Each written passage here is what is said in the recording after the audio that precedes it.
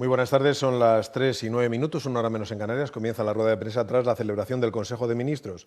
Comparecen la ministra portavoz y ministra de Hacienda, María Jesús Montero, el ministro de Sanidad, Salvador Illa, y el ministro de Cultura y Deportes, José Manuel Rodríguez Uribes. Ministra portavoz, buenas tardes. Muchas gracias, Miguel Ángel, y buenas tardes a todos y a todas. Y como ha dicho el secretario de Comunicación, posteriormente le pasaré la palabra al ministro de Cultura, que va a detallar las medidas que hemos adoptado para un importante sector que está sufriendo mucho durante esta pandemia y esta crisis económica que la acompaña, y también el ministro de Sanidad, que les dará la última hora. Antes de entrar en el detalle de los temas abordados en el Consejo de Ministros, solo destacar que la mejora de los datos a nivel epidemiológico y sanitario de esta última semana no son fruto de la casualidad, sino que es consecuencia clara, y lo queremos agradecer, del compromiso colectivo de la sociedad española. En este esfuerzo, en la disciplina, en el confinamiento, en el cumplimiento de las medidas de protección e higiene, estas cuestiones son las que realmente están consiguiendo frenar al virus y también hacer que nuestros profesionales sanitarios puedan hacerle frente en mejores condiciones. Este era un primer paso imprescindible, pero todavía tenemos que consolidar estos resultados para no dar pasos atrás. Todos somos conscientes, y creo que cada día más, de que no disponemos aún de una vacuna o de un tratamiento eficaz, y por tanto lo único que tenemos para poder frenar este virus es continuar con el camino que hemos iniciado. Debemos avanzar en la desescalada por fases para ganar de forma progresiva espacios de movilidad y también de actividad. Tenemos que seguir extremando las precauciones para garantizar la seguridad de todas y también reforzar las capacidades estratégicas del sistema sanitario. Y nadie puede sustituirnos en nuestra responsabilidad individual, y por ello apelamos de nuevo al conjunto de la sociedad española para mantener las debidas precauciones. Y también, del mismo modo, nadie puede exigirnos que pongamos en riesgo lo que con tanto esfuerzo hemos conseguido en esta semana. Llegar hasta aquí, los ciudadanos lo sabéis bien, nos ha costado mucho y lo podemos echar por tierra si nos precipitamos o no hacemos caso de las recomendaciones de los expertos. Hoy, de hecho, hemos aprobado una nueva petición de prórroga del estado de alarma que vamos a someter a la preceptiva autorización del Congreso de los Diputados en el día de mañana, y el ministro Illa posteriormente dará detalle sobre la misma. Solo decir que hoy por hoy esta prórroga del estado de alarma sigue siendo una herramienta imprescindible y necesaria para los responsables sanitarios. De otro lado, también quiero decir que el Consejo de Ministros ha aprobado un Real Decreto Ley para apoyar y defender al sector cultural, que, como también les he comentado, el ministro de Cultura le va a poder detallar. Asimismo, hemos aprobado un tercer tramo de las líneas de avales del ICO, que, como saben, podrán llegar hasta los 100.000 millones de euros. En concreto, este tercer tramo va a contar con 24.500 que se van a distribuir de la siguiente forma. Se liberan 20.000 millones de euros para avales a empresas, en concreto 10.000 se reservan para pymes y autónomos y otros 10.000 millones para el resto de empresas.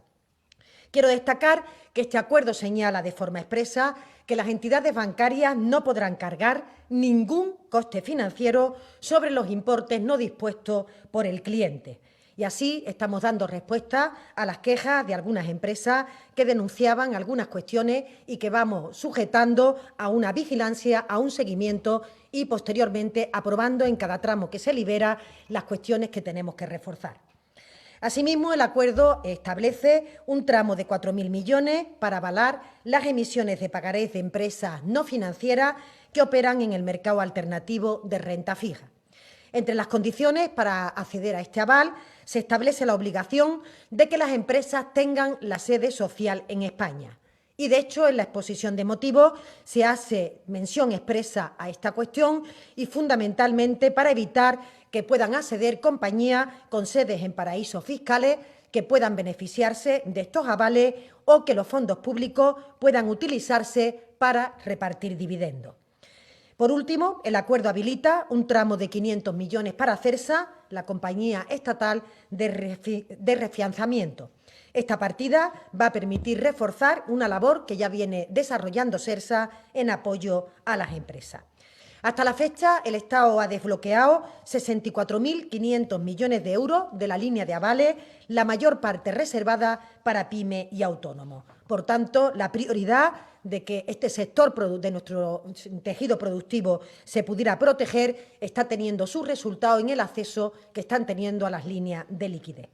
Darles un dato, el pasado lunes se cerraron ya 269.843 operaciones y el 98% ha sido para pymes y autónomos. Por tanto, el Estado ha avalado ya 27.510 millones de euros y ha inyectado 36.190 millones para este sector tan importante para nuestra economía. En otro orden de cosas, el Consejo de Ministros ha aprobado un Real Decreto Legislativo que, como saben, es una habilitación que las Cortes dan al Gobierno para refundir en un solo texto las numerosas modificaciones que se habían aprobado a la ley concursal. En total, desde su aprobación en 2003, esta ley ya había sufrido 28 modificaciones que recogían adaptaciones a la crisis económica desde el año 2008 y, por tanto, había abundante normativa de la Unión Europea en materia concursal y también una prolija desarrollo de la misma que obligaba o que exigía a plantear este decreto legislativo. Estos cambios en la ley, sin haber sido armonizadas, habían provocado una cierta falta de seguridad jurídica debido a la alteración sistemática del texto y también se habían generado problemas interpretativos que han dado lugar a pronunciamientos judiciales diferentes para atender a estos mismos problemas. Con ese encargo que se formuló por las Cortes, el de refundir y clarificar esta legislación concursal, se aprueba este Real Decreto, fruto de un meticuloso trabajo, cumpliendo el mandato recibido y presentando un texto claro. De hecho, este texto va a ser la base para incorporar en el futuro inmediato modificaciones en materia de transposición de directivas y también otras reformas normativas que se pudieran precisar a tenor de las consecuencias económicas derivadas de la pandemia del COVID-19. El texto ha sido informado tanto por el Consejo General del Poder Judicial como el Consejo de Estado y podrán ustedes comprobarlo y acceder a él en la referencia del Consejo de Ministros. Igualmente, en materia de contratación pública, el Gobierno ha aprobado que se levante la suspensión que se estableció en el decreto de alarma para que se pueda reanudar la licitación de obra pública sin necesidad de motivarlo, como sucedía hasta este momento. Además, se permite que las administraciones puedan realizar anticipos de los contratos que se han suspendido por la emergencia sanitaria, beneficiando esta medida a un número muy importante de proveedores del sector público. Igualmente, también el Consejo de Ministros ha aprobado derogar el sistema de horquilla para precios públicos de matriculación en enseñanza universitaria. Yo creo que recuerdan que entre 2011 y 2019 este sistema, que se modificó por una normativa del Gobierno del señor Rajoy, provocó que se aumentara un 17% el precio medio del crédito universitario, de forma que se perjudicó seriamente a los estudiantes, mucho más a los que eran económicamente más vulnerables. El precio máximo, a partir de ahora, de esta matriculación se va a fijar en diálogo con todas las comunidades autónomas. Y, de hecho, el objetivo del Gobierno es reducir este primer año la tasa de primera matrícula de grado para poder bajar progresivamente el resto de las tasas y también las de grado y de máster. Ambas cuestiones, contratación pública y universidades, se han incorporado al Real Decreto Ley de Cultura. Y, por último, con motivo del Día de Homenaje a los españoles deportados y fallecidos en Mauthausen y en otros campos, y a todas las víctimas del nazismo en España, un día que se celebra justamente hoy, 5 de mayo, el Consejo de Ministros ha aprobado una declaración institucional en la que expresa el reconocimiento por el legado democrático y ético que han dejado a nuestro país los españoles deportados a los campos nazis. El Gobierno de España quiere reafirmar así su compromiso insoslayable para reivindicar y promover la vigencia de su memoria y de su lucha por las libertades y la democracia, garantizando también que tenga la presencia que merece entre las generaciones venideras. La conmemoración de este día 5 de mayo, que justamente coincide con el 75 aniversario de la liberación del campo de Mauthausen, fue instaurada el 29 de abril de 2019 tras su aprobación en el Consejo de Ministros. Con la instauración de este día se pretende honrar la memoria de los españoles y españolas y reconocer el lugar que les corresponde en la historia democrática por su compromiso justamente con la democracia y con la libertad del conjunto de España, pero también del conjunto de los países del mundo. Y sin más, doy la palabra, en primer lugar, al ministro de Sanidad, Salvador Illa. Muchas gracias, ministra. Buenas tardes. Quería compartir con ustedes tres cuestiones. En primer lugar, como hago siempre, una breve valoración de las cifras que hemos dado a conocer esta mañana. Hoy hemos sabido que hemos tenido 867 nuevas personas contagiadas, significa un incremento del 0,40% respecto a los casos que tenemos en nuestro país. Hemos de lamentar el fallecimiento en las últimas horas de 185 personas, a cuyos allegados y familiares les expresamos nuestras más cálidas condolencias, y hemos de celebrar que 2.143 personas han superado ya la infección y aparecen, por tanto, como personas recuperadas. Saben ustedes que cada semana tenemos un objetivo fijado. Saben ustedes que al inicio de esta semana, que es la octava ya desde que decretamos el estado de alarma, el objetivo que hemos fijado es de tener incrementos de nuevos contagiados por debajo del 1%. Las cifras que vamos conociendo van siendo consistentes con este objetivo que nos hemos fijado para esta semana y que vamos a poner todo el empeño para cumplir. Recordar también que empezamos el estado de alarma con incrementos de contagios de alrededor del 35% diarios. Estamos hoy en el 0,40%. El estado de alarma, por tanto, ha funcionado. Y quería enlazar la segunda cuestión, que es justamente una reflexión sobre el estado de alarma, que tiene que empezar recordando el carácter de pandemia global del coronavirus. Esto es una pandemia global que afecta más a aquellas economías desarrolladas con más tráfico de personas, como son Estados Unidos, Francia, Italia, el Reino Unido o España. Aquellos que más tráfico de personas tenemos, de economías avanzadas, pues somos los que más padecemos los efectos de esta pandemia. Y estos países, los más afectados, todos estos países, sin excepción, se han proveído de instrumentos similares o idénticos al decreto de estado de alarma, tanto en la fase de escalada o confinamiento como en la fase de desescalada o transición a una nueva normalidad. Todos estos países, sin excepción, han utilizado instrumentos o similares o idénticos al decreto de estado de alarma en las dos fases, escalada y desescalada. Hay un conjunto de razones de tipo sanitario, de tipo civil o de tipo social que avalan esta decisión que han tomado España también, todos estos países. Las sanitarias las conocen ustedes perfectamente, el principio de cautela y precaución, que ha sido la hoja de ruta desde el minuto cero del Gobierno de España. Primero la salud, en una pandemia de este tipo, lo primero es la salud, que no hay que confrontarla ni con la economía ni con la política. Lo primero es la salud. Sin salud no podemos abordar otras cuestiones.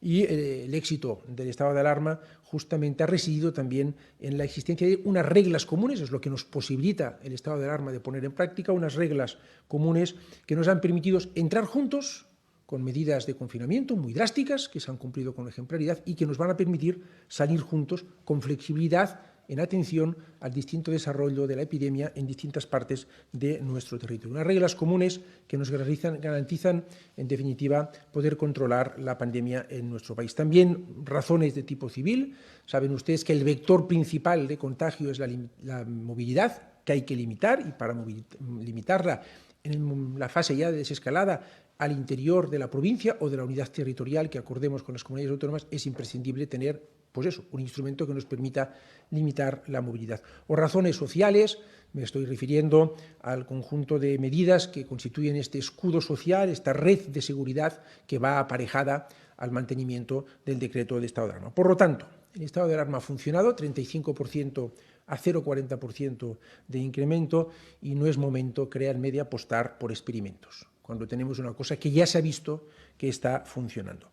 Vamos a entrar en una etapa, estamos entrando en una etapa de transición donde para controlar la epidemia vamos a seguir trabajando conjuntamente con el conjunto de administraciones públicas, reforzando los mecanismos de gobernanza y, naturalmente, vamos a seguir requiriendo y necesitando la colaboración de toda la ciudadanía española que tan ejemplarmente durante estas 7 semanas, estamos ya en la octava, ha respetado y ha cumplido estas normas que hemos ido dictando. Justamente entro ya a la tercera cuestión, que es referirles el decreto de estado de alarma que hoy ha aprobado el Consejo de Ministros y que mañana el presidente del Gobierno va a someter a la consideración del Congreso de los Diputados, una solicitud de una prórroga adicional de 15 días más, empezaría el 10 de mayo y estaría vigente de concederse esta nueva prórroga que el Gobierno va a solicitar hasta las 0 horas del día 24 de mayo. El decreto de alarma que se va a solicitar está en los mismos términos, se producen los mismos términos de los decretos de alarma que hemos ido conociendo y que el Congreso ha ido autorizando que se prorrogaran, con la única cuestión de que adaptamos ese decreto de alarma a esta nueva etapa que vamos a empezar, que es la etapa de desescalado, este plan de desescalado que ustedes conocen y que también aprobamos en el Consejo de Ministros el martes pasado y dimos a conocer al conjunto de la ciudadanía. Por tanto, refuerza todos los mecanismos de gobernanza y el Gobierno, en este decreto de estado de alarma, que mañana el presidente del Gobierno someterá a la consideración del Congreso de los Diputados, pone en valor la participación de las comunidades autónomas y de las ciudades autónomas de Ceuta y Melilla con arreglo a los principios de cooperación y colaboración que han sido la guía y seguirán siendo, en esta fase desescalada, la guía de actuación del Gobierno. Es imprescindible, a juicio de quien les habla, mantener un instrumento que ha funcionado también vigente en esta etapa tan compleja, tan difícil, sin manual de instrucciones conocido cuál es la etapa de desescalado. Y quiero terminar con una referencia muy pertinente, si me permiten, recordando que hoy es el Día Internacional de la Higiene de Manos y recordándoles a todos ustedes lo importante que es tener una higiene de manos constante, con lavado frecuente de las mismas, como una pauta de conducta ya en toda la etapa, no solo de desescalado, sino de nueva normalidad, hasta que no erradiquemos, gracias a una terapia o gracias a una vacuna, definitivamente el virus. Un virus, repito, al que, insisto, al que no hay que perderle nunca el respeto. Muchas gracias, ministra. Muchas gracias, ministro. Y a continuación paso la palabra al ministro de Cultura, José Manuel Rodríguez Uribe. Muchas gracias, ministro.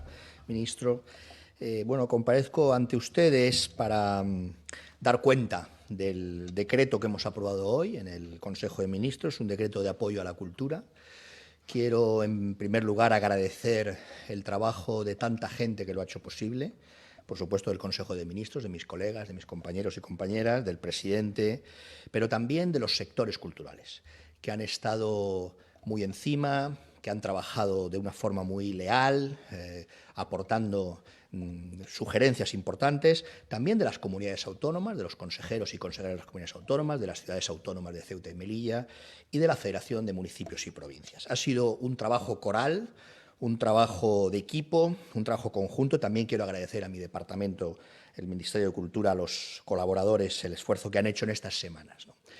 Es un decreto muy pensado, un decreto que además, a mi juicio, es justo, tiene todas las dimensiones que debe tener para proteger a un sector fundamental de nuestro país, para proteger no solo desde el punto de vista industrial, también desde el punto de vista de los valores y del significado que tiene en el Estado social y democrático de derecho, y es un decreto que responde, si me lo permiten, lo puedo explicar así, a 3 grandes principios. En primer lugar, a esa idea que ha acuñado el presidente del Gobierno y que todos los ministros nos hemos tomado en serio, de que nadie se quede atrás en esta crisis. En segundo lugar, a un trabajo previo que tiene que ver con el análisis del alcance para la cultura de las medidas generales que hemos ido tomando en consejos de ministros pasados, buscando esa solución o esas decisiones que paliaran el daño en el ámbito económico, también en el cultural. Y esa experiencia nos ha permitido también diseñar este decreto. Hemos comprobado, por ejemplo, que la regulación de los ERTEs ha funcionado en algunos sectores culturales, por ejemplo, en el ámbito del libro y de otras industrias culturales. Hemos visto que ha llegado razonablemente las ayudas por cese de actividad a buena parte del sector cultural, no a todo, aunque hemos comprobado también que, por ejemplo, la liquidez no ha llegado con la facilidad que debiera, no por falta de voluntad seguramente, sino por la propia especificidad del sector cultural, ¿no? Este sería el segundo principio, basado en esa experiencia que nos ha llevado a construir este decreto. Y el tercero, que me parece tan importante como los otros dos, es que no debemos perder de vista nunca el valor per se de la cultura, el valor en sí mismo de la cultura. No solo como industria cultural de este país, que participa del Producto Interior Bruto, sino también como pilar, como decía antes, del Estado social y democrático de derecho, como fundamento de los valores que conforman la civilización. Recordaba antes la ministra el 75 aniversario de la liberación de los campos de exterminio. La cultura significa todo eso también, significa la ética pública que debemos proteger y preservar. Voy a pasar ahora a detallarles sintéticamente el contenido de este decreto. Este decreto recoge 7 grandes bloques de ayudas o de medidas. La primera tiene que ver con la liquidez. Les decía antes que no había llegado la liquidez general al sector de la cultura y hemos decidido dotar a CREA, que es una sociedad de garantía recíproca especializada en el mundo de la cultura, dotarla con 20 millones de euros que van a permitir avalar hasta 780 millones de euros en todos los sectores culturales, en todos. En segundo lugar, hemos también impulsado medidas de protección frente al desempleo en el sector de la cultura.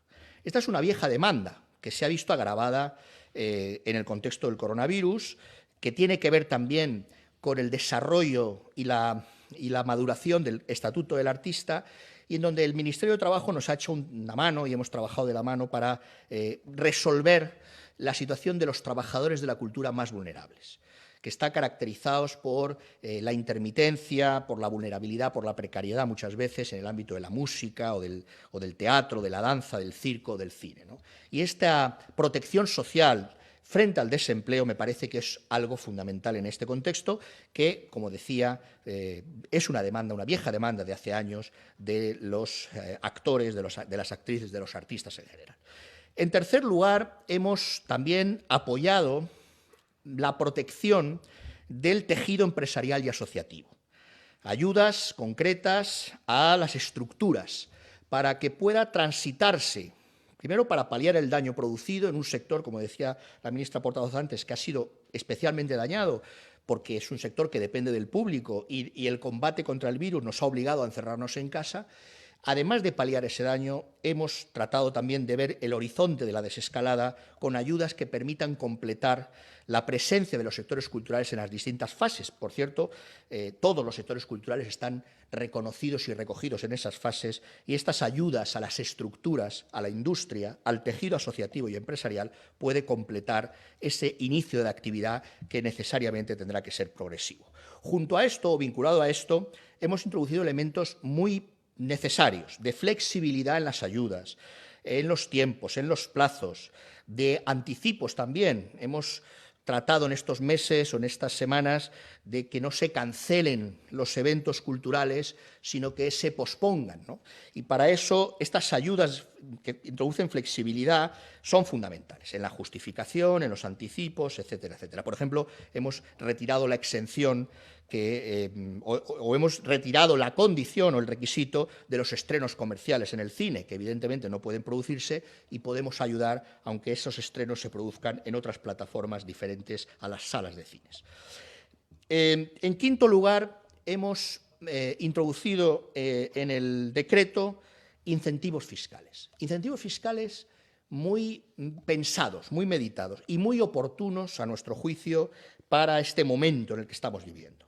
Además de el que ya hicimos hace semanas o hace días del IVA en el ebook, en el libro electrónico, al 4%, bajándolo al 4%, hemos añadido unos incentivos fiscales para las producciones y los rodajes, para el cine y el audiovisual, que, como saben, además, van a tener la oportunidad de iniciar sus trabajos con todas las garantías de seguridad y de higiene en la fase 1 de desescalada, con lo cual se combina bien este nuevo inicio de actividad con estos incentivos fiscales en las producciones y en los rodajes, que además es una cuestión que trae causa de un trabajo previo que hicimos pensando en el hub español con los ministerios de Economía, de Hacienda, Ministerio de Hacienda, que además es coproponente de este decreto, industria, exteriores, etcétera. Tiene esa lógica también y me parece que es muy interesante que este decreto recoja esos incentivos en ese ámbito. Y luego en el ámbito del mecenazgo, es otra de las demandas históricas de los sectores culturales. el desarrollo del Estatuto del Artista y el mecenazgo, y ahí también introducimos rebajas interesantes. Por ejemplo, el 5% de los porcentajes, es decir, un 5% más de deducción en los porcentajes por el mecenazgo. Esto, además, en este contexto es fundamental para favorecer la solidaridad privada, la solidaridad de las grandes fortunas y de las no tan grandes en el ámbito cultural. Es una reducción, además, que se produce en todos los sectores del ámbito del mecenazgo.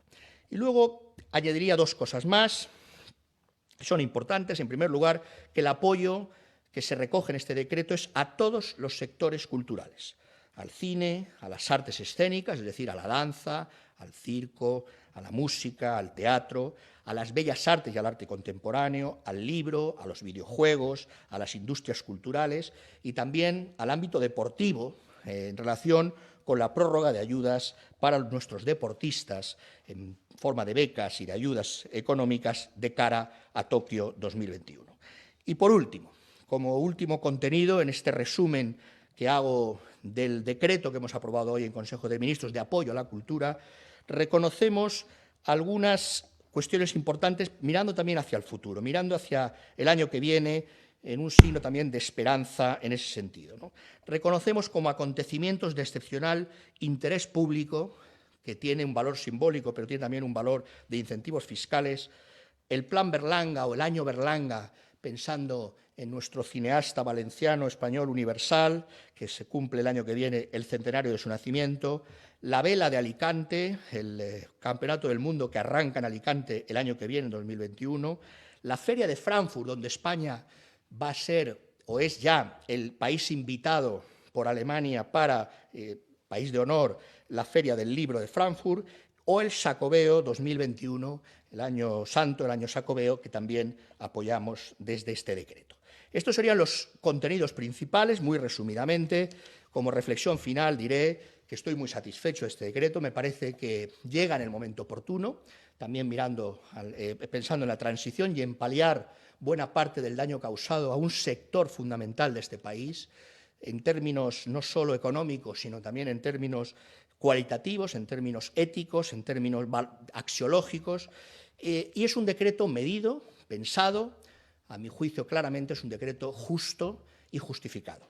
Y, por tanto, solo puedo expresar mi satisfacción, agradecer de nuevo a todas las personas que han trabajado, colectivos, sectores de la cultura, comunidades autónomas y, por supuesto, a mis compañeros del Consejo de Ministros por haber aprobado este decreto tan necesario en este momento de cara a la desescalada que ojalá pues, podamos realizarla con las garantías que merecen estos sectores y que pueda ser reforzada su posición. Nada más y muchas gracias, quedo a disposición. Muchas gracias, ministro. Y si parece, Miguel Ángel, pasamos ya a la ordenación de las preguntas. Estamos a la disposición de los periodistas. No hay rueda de prensa sin preguntas, ministra portavoz. Vamos a ellas. Hay que decir que después de la celebración del Consejo de Ministros, esta rueda de prensa, e inmediatamente después, a las 4 de la tarde, comienza una sesión de control al Gobierno en el Senado, en la que comparece el presidente y los ministros que tienen ustedes delante, con lo cual rogamos concisión en las preguntas, también, ministros, si me permiten, concisión en las respuestas. Vamos a comenzar con Reuters. Micrófonos arriba, compañeros, y citad vuestros nombres. Adelante, Reuters. Hola. Hola, buenas tardes. ¿Qué tal? Belén Carreño, de Reuters. Tengo una pregunta para el ministro Illa y dos para la ministra María Jesús Montero. Al ministro Illa, la verdad que le voy a hacer una pregunta que es una continuación de preguntas anteriores que le hemos ido haciendo en numerosas ruedas de prensa, y es sobre la situación de las residencias de ancianos. Ya sabemos que hay una orden ministerial aprobada por el Gobierno de España del 5 de marzo, lo contestó ayer y nos ha contestado lo mismo en anteriores ruedas de prensa, así que rogaría que avanzáramos sobre este tema porque estamos a 5 de mayo, no a 5 de marzo, y seguimos sin saber la situación de las residencias de ancianos. Se les pidió el 9 de abril, y repito, hoy es 5 de mayo, en los datos de cuál es la situación de fallecidos y de enfermos en esas residencias. Lo que queremos saber es si se cumple el decreto, la orden ministerial del 5 de marzo, si se están haciendo los test, si se hacen PCRs, si se separan a los residentes, quién se está encargando de vigilar que esos focos de infección están controlados y que estas cifras que conocemos a diario, que aumentan la tasa de sanitarios infectados, no corresponden a estas residencias de ancianos. Entonces, aunque la competencia es autonómica, por si acaso usted también me contesta esta pregunta, esta afirmación, como la responsabilidad ahora mismo en el mando único también está el saber cómo está la situación en las residencias de ancianos, por favor, si nos puede dar algún detalle o de quién no está cumpliendo la orden de enviarles a ustedes los datos para conocer la radiografía. Y a la ministra portavoz, por favor, dos preguntas. Una respecto a la decisión del Constitucional alemán hoy de poner en duda, de poner en cuestión el programa de compra de ayuda de bonos públicos por parte del BCE. Ya esto ha hecho que se hayan empujado hacia arriba las primas de riesgo, especialmente la de España, porque cuestiona un poco el sistema de ayudas que estaba sirviendo como colchón para sostener los precios de la deuda pública. Me gustaría saber si el Gobierno de España tiene una valoración y, bueno, y cómo no, saber un poco cómo van esos contactos de cara a la aprobación del decreto de alarma mañana, si ya han hecho unos contactos con el PP o si ya tienen cerrado el apoyo del PNV. Muchísimas gracias. Muchas gracias, Belén, por tu pregunta. Como tú has dicho y conoce usted perfectamente, las residencias de mayores han sido objeto de preocupación desde el inicio por parte del Gobierno y son efectivamente responsabilidad de las comunidades autónomas. La información de la que dispongo es que todas las comunidades autónomas en estos momentos están tienen bajo la responsabilidad de su responsable de sanidad las residencias de mayores. Esto no era así al principio de la epidemia. Están cumpliendo, hasta donde yo sé, la orden o las distintas órdenes que hemos dictado desde el Ministerio de Sanidad, progresando de una forma muy sustancial en el control de la epidemia en estas residencias de mayores. Y respecto a los datos que nos han facilitado, cuando los tengamos analizados disponibles, los daremos a conocer. Gracias, ministro. Y Belén, respecto a las dos preguntas, decir en primer lugar que parece que por la lectura, por lo menos primera, de la sentencia no se señala que esa compra fuera ilegal. Y, por otra parte, también creemos desde España que la labor del Banco Central Europeo está siendo muy relevante para la estabilidad del conjunto de los países. Por tanto, tendremos que leerla con más detalle, pero a priori no parece que señale que fuera ilegal. En segundo lugar, el presidente mismo, en el día de ayer, tuvo contacto con las diferentes fuerzas políticas y, concretamente, con el Partido Popular y con Ciudadanos para expresarle la necesidad de que nuestro país pueda seguir contando con un instrumento que es absolutamente imprescindible para ganar este combate contra el virus y, por tanto, seguir luchando contra la pandemia. El ministro Illa, a lo largo de esta comparecencia, ha explicado los motivos por los que se solicita al Congreso de los Diputados una prórroga del estado de alarma, siendo este el único instrumento constitucional garantista que permite una restricción de la movilidad del conjunto de los ciudadanos con todas las garantías de control por parte del Congreso de los Diputados, y esa reducción de la movilidad, como él mismo ha transmitido, es absolutamente imprescindible para seguir ganando esta batalla contra el virus. Salamanca 24 horas, por favor, adelante. Buenas tardes, ministros. Soy Pedro Hernández de Salamanca 24 horas y tengo una pregunta para cada uno de ustedes. Para el ministro Illa es saber si consideraría un paso atrás muy grande en la desescalada que nos aprobar una prórroga del estado de alarma y saber qué planes tiene el Gobierno en caso de que eso ocurra. Para la ministra Montero es que en ciudades como en Salamanca los hosteleros se están negando a abrir cuando puedan, con el aforo de las terrazas al 50%, porque creen que en esas condiciones la reapertura resulta totalmente inviable desde el punto de vista económico, y es saber si tienen pensado algún plan especial de reducción de impuestos o algún tipo de ayudas al sector más específica.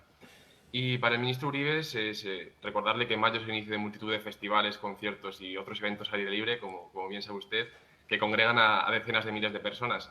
Y es si podría ser un poco más específico con qué va a pasar con todos esos eventos culturales, si se van a terminar celebrando con un tercio del aforo, si se van a suspender, o saber qué ayudas más concretas se van a establecer para ese sector específicamente, porque muchos están esperando indicaciones gubernamentales, como ha ocurrido en otros países del entorno europeo, para posponer sus fechas, como usted ha comentado, o cancelar el evento. Muchas gracias. Muchas gracias, Pedro. Yo creo que lo he dicho con bastante claridad en los últimos días. El estado de alarma es imprescindible para la etapa de desescalada. Es imprescindible, no hay alternativa posible, es imprescindible. ¿Por qué? Porque hay que limitar la movilidad de las personas, que es el principal vector de contagio. Y hay que limitarla a las unidades territoriales. Nosotros hemos propuesto como unidades de referencia la provincia o la isla. Las comunidades autónomas pueden proponer otras, las analizaremos conjuntamente, pero hay que limitar la movilidad al interior de estas unidades territoriales, y la única forma de hacerlo es con el estado de alarma. Por lo tanto, es imprescindible, efectivamente. Sí, en segundo lugar, Pedro, comentar que Efectivamente, para los sectores que más se han visto afectados por la situación del decreto de alarma, muchas de las medidas económicas también que se han puesto en marcha van vinculadas justamente a la vigencia de este decreto de estado de alarma, medidas que decaerían en caso de que ese no se prorrogara. Por tanto, hay muchos instrumentos que vamos a seguir teniendo y acompañando para que los sectores más perjudicados, el ministro Uribe hacía referencia al sector de la cultura, uno de ellos, por supuesto, el sector del turismo, el sector de la hostelería, el sector del comercio, son las áreas económicas que más se han visto alteradas con motivo del confinamiento de la población y, por tanto, seguiremos trabajando en ese entorno. Quizás pueda señalar que los datos que hoy hemos conocido de desempleo están poniendo de manifiesto que los ERTE, el mecanismo que se desarrolló en relación con esta cuestión, ha sido muy importante para evitar que se produjeran despidos masivos del mercado laboral de las personas que estaban trabajando o que estaban contratadas temporalmente para poder trabajar durante la campaña, durante el tiempo que ha durado el periodo del estado justamente de alarma. De hecho, ustedes han visto que los datos indican que se está produciendo una estabilización en el impacto que la pandemia ha tenido en el mercado laboral y, por tanto, en mayor grado en los 15 días de marzo, en los primeros 15 días de abril y luego, de forma paulatina, se ha ido corrigiendo en parte un efecto que sigue siendo un efecto muy importante y que va a obligar, entre otras cuestiones, y para estos sectores que son especialmente importantes, seguir arbitrando mecanismos. En este momento, en el diálogo social, justo está en estudio el mecanismo de prórroga de los ERTE, en qué condiciones, bajo qué parámetros, para qué sectores. En definitiva, estamos trabajando para el acompañamiento de los sectores más perjudicados. Gracias, Pedro, por su pregunta. He dicho antes en mi intervención general que en la desescalada, en las distintas fases, hemos pensado en todos los sectores y en todos los ámbitos culturales, y están todos. Es verdad que llega hasta junio, hasta finales de junio, y podría usted decir, quedan los festivales del verano. Bueno, tendremos que esperar en lo que tiene que ver con las posibilidades de su realización.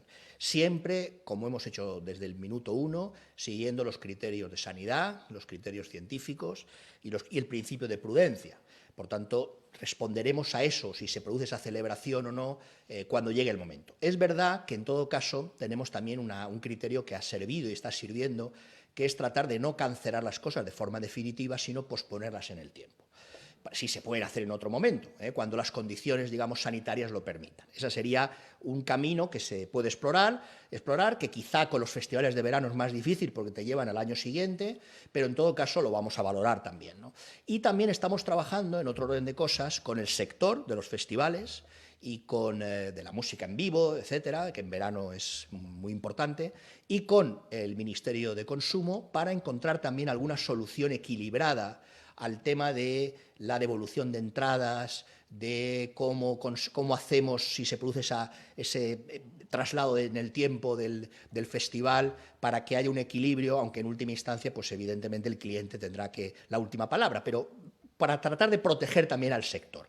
En definitiva, lo que hemos podido decidir ya está decidido, todos los sectores están en la escalada, en la desescalada, perdón, en las distintas fases, de una forma progresiva y de una forma ordenada, y en relación con los festivales, pues decidiremos en su momento. Todo dependerá, como le digo, de la evolución de la pandemia y de los criterios sanitarios que nos marque el ministro de Sanidad. Promecal, adelante. Sí, hola, muy buenas tardes, ministros. Soy Javier Díaz Bazaga, del Grupo Promecal. Bueno, mi primera pregunta para el ministro Uribe es si este paquete de medidas orientada a mitigar estos efectos en el sector de la cultura va a ser único y si es así, si va a ser suficiente para evitar los cierres de salas, cines, teatros que no van a alcanzar esa nueva normalidad hasta dentro de mucho tiempo. En segundo lugar, quería preguntarles por esta ronda de contactos que están llevando a cabo para intentar aprobar mañana la prórroga del estado de alarma. No sabemos cómo va.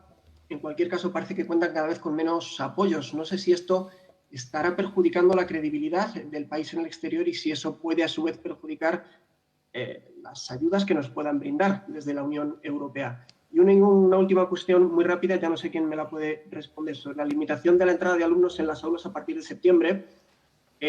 ¿Cómo se va a hacer esa esa formación híbrida, esa docencia combinada entre formación presencial y formación online, cuando les toque a los alumnos estar en casa con esa formación online, ¿cómo se va a garantizar o cómo se va a ayudar a los padres que no puedan estar en casa por trabajo, por otros motivos, para acompañarles? Muchas gracias. ¿Comienzo? Sí.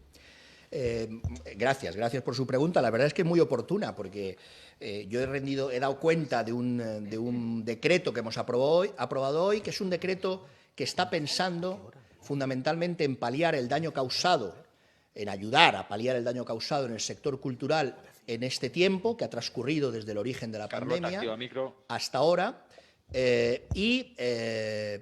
también en la desescalada, es decir, que es un decreto que yo creo que ha sido oportuno aprobarlo hoy porque tiene esa doble dimensión, reparar el daño causado en la medida de nuestras posibilidades en el tiempo transcurrido en el sector cultural y también mirar en estas próximas semanas, meses, en relación con la desescalada.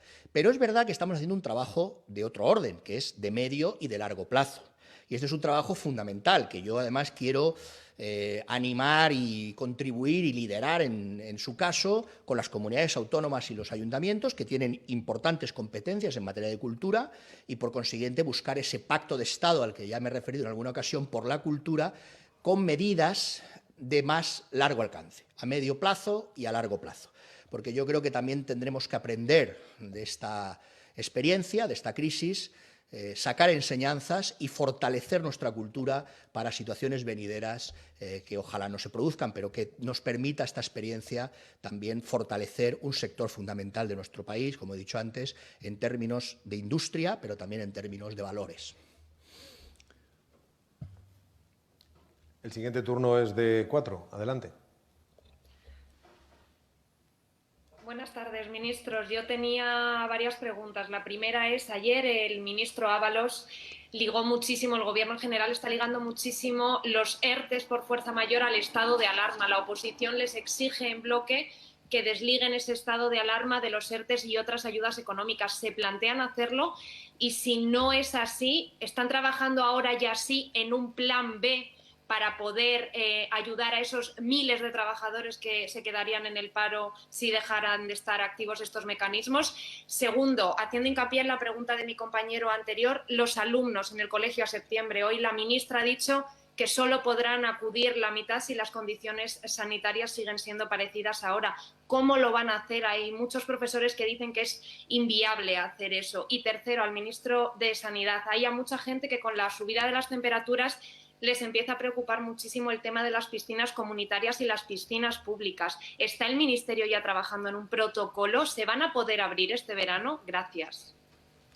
Sí, muchas gracias, Carlota. Decir en primer lugar que evidentemente la situación que se deriva del estado de alarma de falta de movilidad o de restricción a la movilidad, es decir, el confinamiento de los ciudadanos, que provoca y ha provocado también que se produzca cierre de determinadas actividades, bien parcial o bien completo, fundamentalmente, como hemos dicho anteriormente, en aquellos lugares donde no se podía garantizar que se produjera los menos contactos efectivos posibles entre las personas. Nos estamos refiriendo al sector del comercio o al sector del turismo, al sector de la hostelería, al sector del ocio, que también congrega número importante de personas y, por tanto, la afectación que se produjo con motivo del estado de alarma, de alguna manera encontró respuesta en una serie de instrumentos, entre ellos los ERTE, que protegían de manera expresa a los trabajadores que estaban contratados en estos sectores y, por otra parte, también ahorraban determinados costes a los empresarios, bien vinculados a las cotizaciones de seguridad social, bien algunos que tienen que ver con los impuestos que tienen que pagar, el aplazamiento también de sus obligaciones fiscales. Es decir, el Gobierno ha desarrollado una batería de medidas que tenían como periodo de vigencia el mismo que tuviera el estado de alarma y, por tanto, si decae el estado de alarma es que de forma automática decaen todos los beneficios en materia económica que esos instrumentos habían producido. Así que el ministro expresó la realidad, y la realidad es que la prórroga del estado de alarma es imprescindible para el sector sanitario, pero hay también un elemento añadido de que tiene una repercusión en las medidas económicas que el sector empresarial y también los trabajadores están beneficiándose por los diferentes instrumentos, decretos, leyes que el Gobierno ha ido aprobando. De hecho, comentaba anteriormente que el Gobierno está trabajando en todos los sectores, pero de forma particular está haciendo en el diálogo social pues, conversaciones a propósito de cómo los ERTE se tienen que desarrollar en el futuro. Y es evidente que van vinculados también a la fase de desescalada por la disminución de esa movilidad y, por tanto, también vinculado al estado de alarma que con ella se puede seguir desarrollando. En relación con la segunda pregunta, la ministra de Educación, el ministro de Universidades llevan ya, yo diría que los meses que está durando el confinamiento, trabajando con las comunidades autónomas que tienen competencia, las competencias en materia de las escuelas y de las universidades en nuestro país, para intentar que realmente se puedan cumplir las recomendaciones, las garantías que solicita el Ministerio de Sanidad para que no se produzca rebrote, repunte del contagio de la pandemia y, por tanto, están en este momento justamente arbitrando bajo qué procedimiento, bajo qué fórmula se puede conseguir ese número de alumnos y, por otra parte, también con qué contenido la formación presencial o la formación online que tuviera que vincularlo, qué espacios se tendrían que habilitar. En definitiva, se está produciendo una planificación del curso escolar, del curso universitario, teniendo en cuenta las recomendaciones que la autoridad sanitaria va promoviendo. Muy bien, gracias, Carlota, por la pregunta que me ha dirigido. Mire, una respuesta muy breve. Vamos a ir paso a paso, siempre con cautela y con prudencia. Ahora, no, como ustedes saben, no se pueden usar las piscinas comunitarias. Vamos a estudiar, vamos a ir viendo cómo evolucionan las cosas y en su momento daremos indicaciones de si se pueden estudiar y se pueden usar y en qué condiciones. Vamos ahora a OK Diario. Adelante, OK Diario. Sí, buenas tardes, ministros. En primer lugar, dejadme hacer un inciso. El secretario de Estado nos ha recordado que a las 4 tenían que estar en el Pleno. Lo entendemos, nosotros también tenemos que seguirlo, pero en todo caso llevamos desde la 1:15 esperando para estar, desde la 1:30, perdón, esperando para esta rueda de prensa que se ha ido postergando en el tiempo. Entiendo que también respeten nuestros tiempos y que intentemos cada vez más acotar las horarias de salida porque no es una cosa puntual de hoy, sino que es recurrente. Los compañeros me piden, ministro Illa, si nos puede explicar el por qué nos están dando estos datos referentes a las residencias de ancianos, qué ocurre porque no se den, hacía más de un mes que los tenían que tener, y también si nos puede indicar, porque en la desescalada no hay nada que lo indique, cuándo van a poder ver a sus familiares todos los ancianos que están residiendo en las residencias.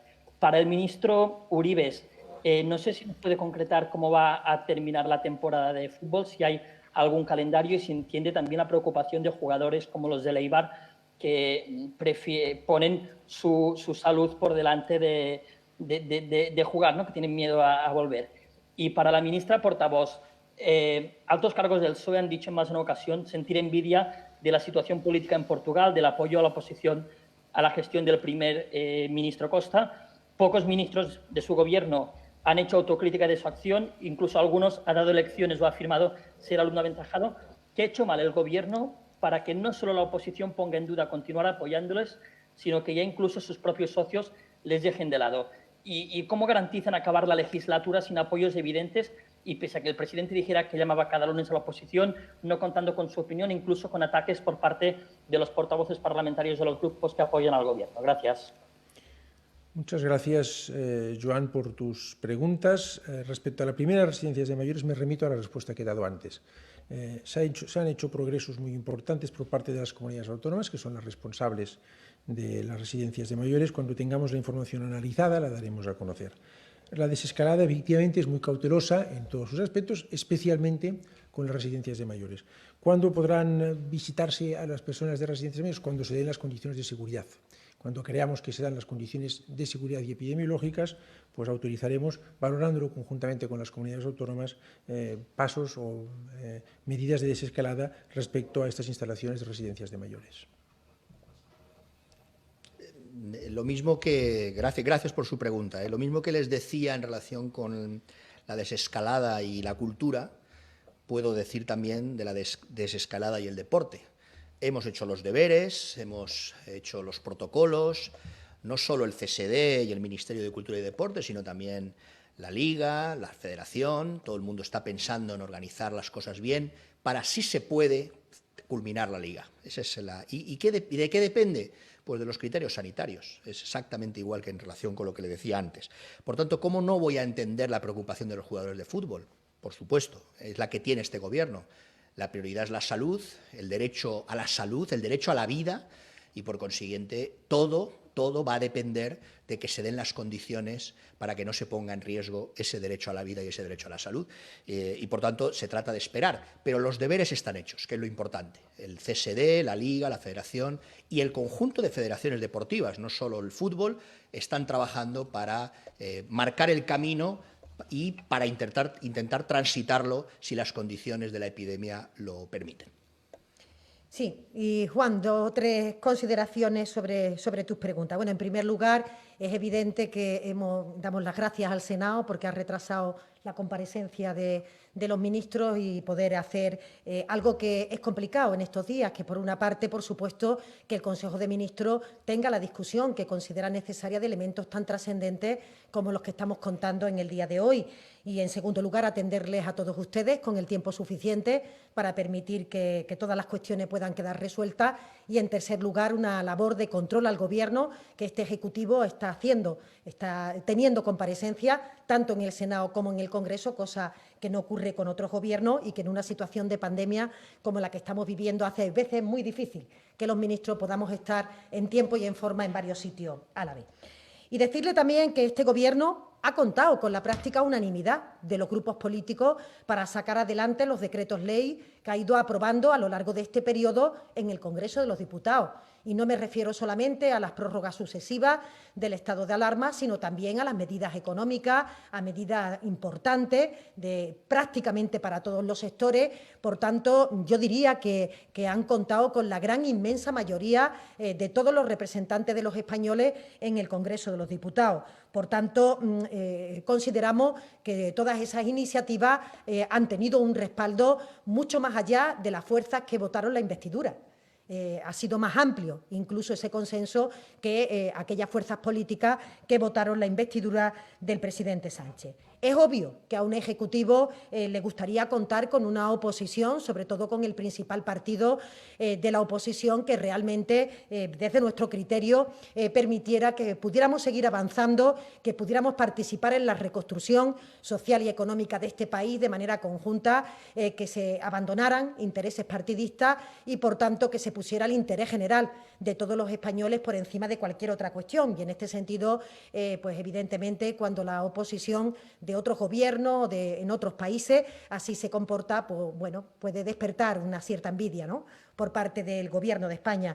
Pero para nosotros lo importante, lo fundamental, es que la oposición al completo sabe que se tiende la mano a todas las cuestiones, a toda la crítica constructiva que nos permita seguir avanzando. He dicho anteriormente que el propio presidente tuvo ayer conversación con el principal líder de la oposición para intentar transmitirle la necesaria prórroga del estado de alarma como instrumento imprescindible para que los responsables sanitarios puedan continuar esta lucha contra la pandemia, para no tirar por tierra todo el trabajo hecho durante todo este periodo de confinamiento por todos los españoles, por los millones de españoles, y, por tanto, ese va a ser nuestro talante, seguir tendiendo la mano e intentar consensuar los máximos apoyos posibles para sacar adelante las iniciativas que consideramos buenas para este país. Turno ahora para el Diario del Puerto. Sí, buenas tardes, ministro. Soy Ima Peña, del Diario del Puerto. Tenía 2 cuestiones para el ministro de Sanidad, Salvador Illa. Por un lado, queremos saber cuándo se prevé que se puedan volver a celebrar grandes eventos como el Mobile World Congress, el FITUR o el Salón Internacional de la Logística, y en ese caso, en qué condiciones se tendría que realizar. Y una segunda cuestión es que ayer el ministro de Transporte, José Luis Ábalos, adelantó que será la Comisión Europea quien imponga las normas sanitarias que deban cumplir las compañías aéreas para retomar su actividad. Y en el caso de que no lo haga con prontitud, aseguró que sería España la que replanteara sus propias condiciones. En este sentido, ¿qué tipo de condiciones plantea el Gobierno español, o plantearía, mejor dicho, y si ya hay condiciones establecidas como la restricción de pasajeros? Muchas gracias. Muchas gracias, Inma, por sus dos preguntas. Respecto a grandes eventos como Fitur y ferias, esto no está previsto en la fase de desescalada. Vamos a ver en la nueva normalidad cómo están las cosas y cuándo se den las condiciones para poder celebrar ese tipo de eventos. En todo caso, queda todavía un horizonte largo. La fase de desescalada se caracteriza, como hemos venido diciendo, por restricciones a la movilidad, y estos eventos, por definición, justamente tienen que celebrarse en unas condiciones de movilidad normalizada que no se dan. Por tanto, queda todavía tiempo, vamos a ver cómo evolucionan las cosas y vamos a actuar, no me canso de repetirlo, con el principio de prudencia y cautela, sin perderle nunca el respeto al virus. Respecto a las condiciones en que podrán retomar su actividad las líneas aéreas, pues me remito a lo que dijo ayer el ministro de Transportes. Lo ideal, por la misma condición del servicio que prestan estas aerolíneas, que muchas veces consiste en transportar pasajeros entre distintos países, lo ideal es que se llegue a un acuerdo europeo que delimite las condiciones de seguridad y las condiciones de todo tipo en que pueden reanudar sus servicios. Si no es así, pues lógicamente nuestro país adoptará las decisiones que tenga que adoptar. Estamos trabajando juntamente con el Ministerio de Interior, el Ministerio de Transportes, lógicamente, el Ministerio de Sanidad, el Ministerio de Asuntos Exteriores, siguiendo la situación y trabajando bajo el liderazgo, en este caso, del Ministerio de Transportes, que es quien tiene las competencias para regular esto. Pregunta del Plural. Hola, buenas tardes, ministro. Soy Marcos Paradinas del Plural. Yo quería tratar dos cuestiones para el ministro Illa. La primera es que hoy hemos conocido que van a cambiar el criterio y que a partir de ahora se harán las pruebas de PCR en las 24 horas para personas que tengan síntomas leves. Quería saber en base a qué han cambiado ese criterio y si van a hacer algún refuerzo de test PCR para poder cubrir toda esa demanda. Y por otra parte, respecto a los datos, bueno, usted nos acaba de decir que 2 meses después no nos pueden dar los datos de qué está pasando en las residencias, que es uno de los campos más graves que estamos viviendo en España. Hoy hemos sabido que Galicia, Euskadi y Cataluña no dicen cuántos sanitarios tienen de baja. Madrid, en los datos que nos pasan todos los días, los PCR parece que los cuentan de una manera totalmente diferente, con un desfase de datos bastante grande. Parafraseando al ministro Ábalos, que ayer habló de caos en caso de no haber estado de alarma, parece que el caos ya está. Quería saber si hay alguna autocrítica en esta manera de recoger los datos de alarma. ¿Cómo va a afectar eso al sistema de recogida de datos? Muchas gracias, Marcos, por sus dos preguntas. La primera de ellas, bueno, se ha adaptado la estrategia de diagnóstico a la nueva etapa en que estamos, que es una etapa de desescalado. Y, por tanto, en esta nueva situación, después de varias semanas de discusión y de análisis conjunto con las comunidades autónomas, se ha abordado y se ha aprobado una nueva estrategia de diagnóstico que, efectivamente, como usted dice, establece que tienen que diagnosticarse aquellas personas que tienen sintomatología leve en un horizonte de tiempo de 24 horas a ser posible. Esto, pues, claro que requerirá una reorientación de recursos por parte de las comunidades autónomas. Hace ya semanas que venimos hablando de la necesidad de reforzar los sistemas de atención primaria, y ustedes saben que en el propio plan de desescalada, que estoy seguro que han leído con atención, figuran varios indicadores epidemiológicos tendentes a valorar los esfuerzos que se hayan podido hacer para reforzar todos los sistemas de detección precoz de los casos que haya, leves, graves, para que puedan ser diagnosticados y tratados conforme al diagnóstico que resulte. Si son positivos, pues cuarentenándolos en su domicilio o en aquellos lugares previstos a tal efecto. Por tanto, efectivamente sí, es así. La razón de que se haya cambiado es porque estamos en una fase distinta de trato de epidemia, esa fase de desescalado, y los recursos tendrán que venir de la reorganización que hagan de sus efectivos las comunidades autónomas. Respecto a los datos, no hay ningún caos. Hay total transparencia desde el principio. Y permíteme que sea muy claro y muy contundente en este asunto, porque nos va mucho en ello. Hay total transparencia en este asunto y España está a la cabeza de los países más transparentes. Y efectivamente, vamos mejorando la presentación de los datos. Y algunas comunidades autónomas, que son las que nos facilitan los datos, a medida que disponen de más efectivos, más medios, van rehaciendo sus series para adaptarlas más a la realidad epidémica que se ha vivido.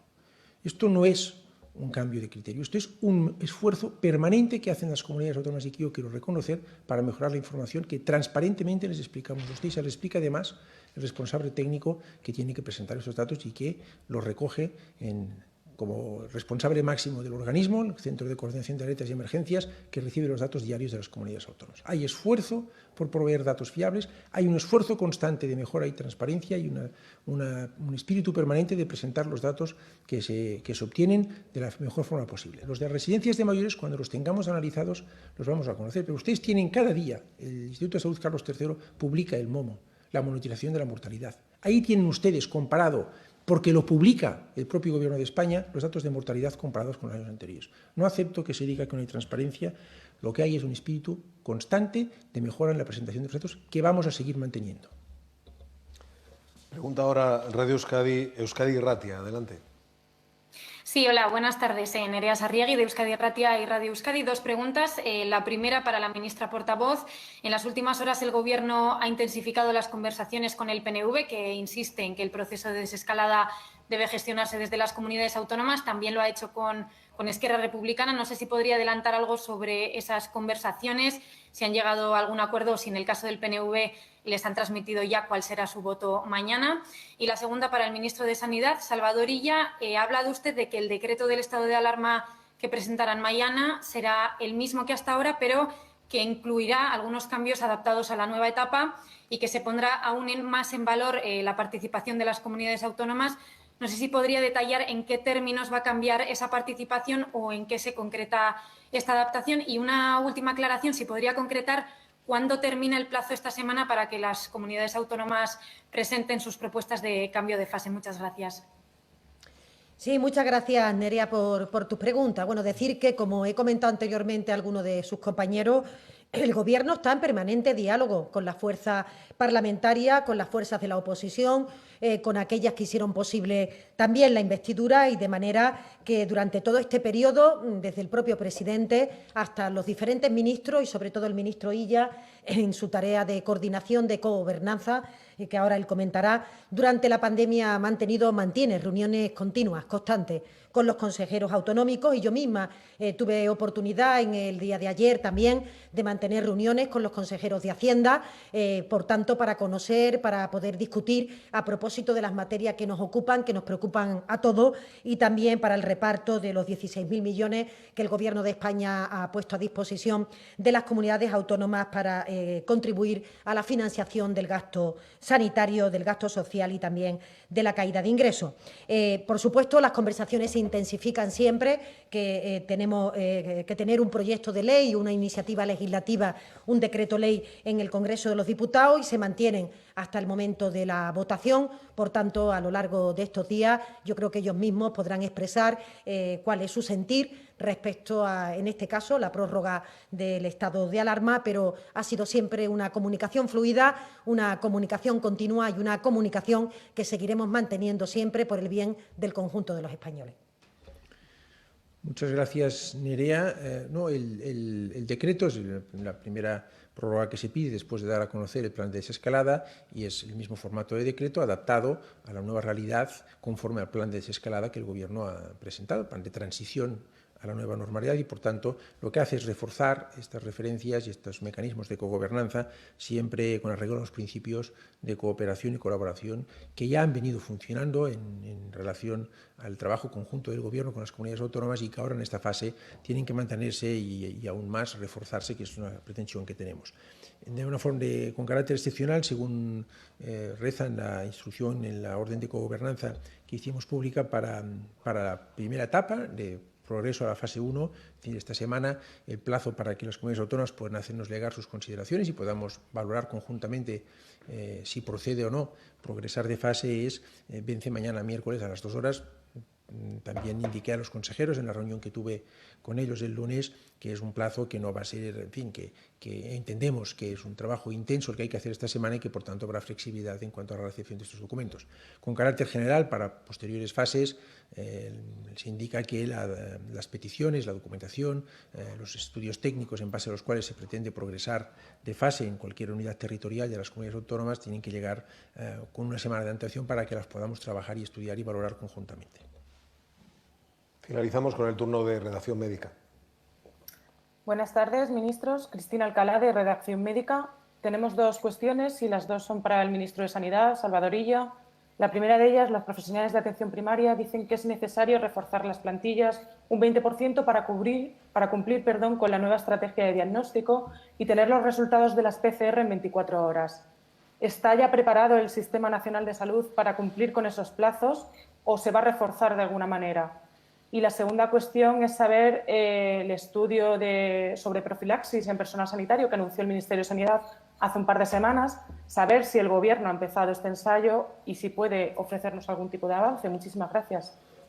Muchas gracias, Cristina. Respecto a la primera pregunta que me formula, corresponde efectivamente, a criterio nuestro, hay que reforzar todos los sistemas de atención primaria, en todos los recursos que disponen. Algunas comunidades autónomas ya han venido trabajando de una forma muy eficaz en este sentido, otras están haciendo en estos momentos. Cada una de ellas tendrá que, en base a la realidad asistencial que tiene y en base a la realidad epidemiológica, tomar sus propias decisiones, pero como criterio general coincido, y de hecho así lo hemos estado discutiendo y lo vengo anunciando por otra parte desde hace ya semanas, hay que reforzar la atención primaria en su tarea, que va a ser muy importante, de detección precoz de casos y de vigilancia de los mismos. Por tanto, este va a ser, de hecho, uno de los criterios que vamos a abordar conjuntamente con las comunidades autónomas a la hora de decidir si se puede progresar o no se puede progresar de fase. Ver qué mecanismos de detección precoz en la atención primaria se han puesto en marcha para poder efectuar con agilidad y de forma correcta esta tarea de detección precoz, que, insisto, es muy, muy importante en esta fase de desescalada.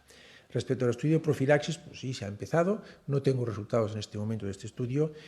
Sé que se está desarrollando en los términos previstos. En cuanto tengamos resultados concluyentes, pues los daremos a conocer, o nosotros mismos o las personas que han conducido este estudio.